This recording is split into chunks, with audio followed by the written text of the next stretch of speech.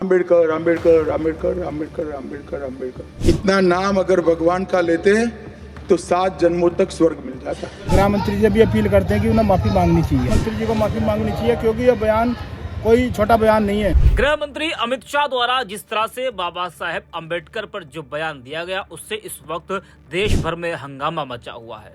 विपक्ष का कहना है कि अमित शाह ने बाबा साहेब का अपमान किया है, शाह को इस पर माफी मांगनी चाहिए। वहीं बीजेपी का कहना है कि विपक्ष अमित शाह के बयान को तोड़ मरोड़ कर पेश कर रहा है। वहीं सिर्फ विपक्षी दल ही नहीं अमित शाह को माफी मांगने के लिए बोल रहा है, बल्कि बीजेपी के सहयोगी दल भी अब अमित शाह के बयान का विरोध कर रहा है। इससे यह पता चलता है कि एनडीए में कुछ ठीक नहीं चल रहा है।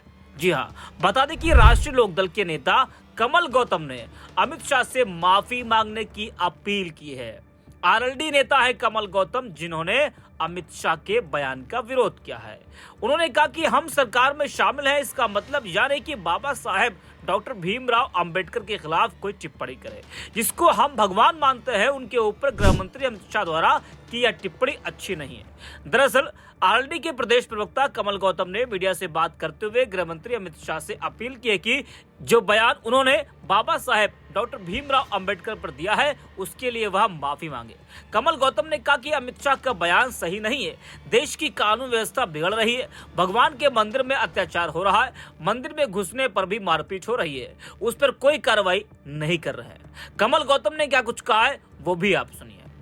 अमित शाह जी का बयान आया, वो बयान सही नहीं है, क्योंकि बाबा साहब भीमराव अम्बेडकर जी को जो लोग भगवान मानते हैं और भगवान मानते रहेंगे, तो उन लोगों के विरोध में जाके ऐसा बयानबाजी सही नहीं है। रही बात सरकार की, आप लोग कानून व्यवस्था के आदमी है, गृह मंत्री है, बहुत सारी ऐसी कानून व्यवस्था बिगड़ रही है। जो भगवान के मंदिरों में भी अत्याचार हो रहा, मंदिर में घुसने से भी मार पिटाई हो रही, उनमें मंदिरों में बलात्कार हो रहे, उनमें कोई कार्रवाई नहीं कर रहे, तो ऐसे बयान की कोई वो नहीं है। रही बात हम सरकार में शामिल है, इसका मतलब ये नहीं कि हमारे जिसे हम भगवान मानते हैं बाबा साहब भीमराव अम्बेडकर, जिनने हमें आजकल कपड़े पहनने का, चलने फिरने का, नौकरी पे बैठने का सब अधिकार दिया है, उसके खिलाफ देखो हमारी ये टिप्पणी गृह मंत्री जी से अच्छी नहीं है, और गृह मंत्री जी भी अपील करते हैं कि उन्हें माफी मांगनी चाहिए। अभी आप इस बयान पर माफी मांगनी चाहिए गृह मंत्री को? देखो, गृह मंत्री जी को माफी मांगनी चाहिए, क्योंकि ये बयान कोई छोटा बयान नहीं है।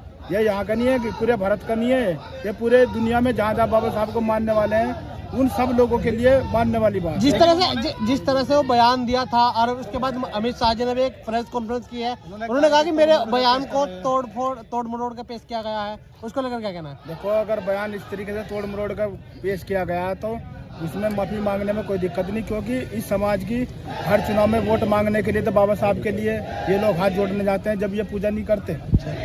तो राष्ट्रीय लोकदल विरोध कर रही है इसका? राष्ट्रीय लोकदल कोई ऐसा पूरे प्रदेश में इस तरीके से कोई विरोध नहीं है। मैं अनुसूचित जाति का होने की वजह से मैं दलित समाज का आदमी हूँ, और मैं बाबा साहब की विचारधारा को लेकर आंदोलन भी किया है, तो इसलिए हम इस बात के लिए अपने तरीके से बोल रहे हैं कि जो हमारा समाज है इस बात से दुखी है कि भाई अमित शाह जी ने, गृह मंत्री जी ने ऐसे चिंताजनक बात कही है, तो उसमें उन्हें अपनी सफाई पेश करके आगे का माहौल को संभालना। इस पर कोई बयान नहीं आया है, जो आपकी पार्टी के मुखिया है जयंत चौधरी, उनका इस पर कोई बयान नहीं आया। इस पर देखो, जयंत चौधरी जी क्यों बयान देंगे इस पर? जयंत चौधरी जी हमारे जो SC/ST आयोग के जो राष्ट्रीय अध्यक्ष हैं, वे लोग इस पर बयानबाजी करेंगे, उनका मैटर है। और रही बात, जयंत चौधरी जी कभी भी ऐसी कोई विचारधारा के खिलाफ नहीं है। अभी आपने देखा हो कावड़ में जो मुद्दा उठा था, हमारे जयंत चौधरी जी सबसे पहले आगे आए थे।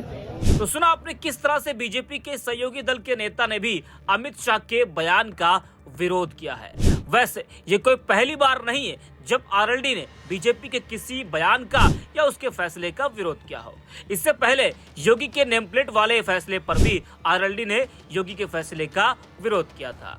आपको बता दें कि संसद में अमित शाह ने अपने बयान के दौरान कहा था कि अभी एक फैशन हो गया है, अंबेडकर अंबेडकर अंबेडकर, इतना नाम अगर भगवान का लेते तो 7 जन्मों तक स्वर्ग मिल जाता। बस शाह के इसी बयान पर इस वक्त हंगामा मचा हुआ है।